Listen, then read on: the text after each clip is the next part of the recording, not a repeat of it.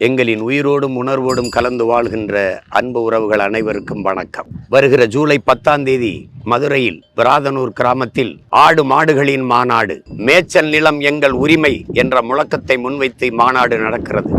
பேசும் திறனற்ற உயிர்களுக்காக பேசுவோம், அவர்கள் உரிமைக்காக பேசுவோம். ஆடும் மாடும் நம் செல்வங்கள், கேடில் விழிச்செல்வம் கல்வி ஒருவருக்கு மாடல்ல மற்ற எவை என்று நமது வள்ளுவ பெருமகனார் தந்தருளிய மறைமொழியில் கல்விதான் மானுடனுக்கு செல்வம், ஆனால் மாடும் நம் செல்வங்கள் என்பதை வலியுறுத்தி பாடுகிறார்.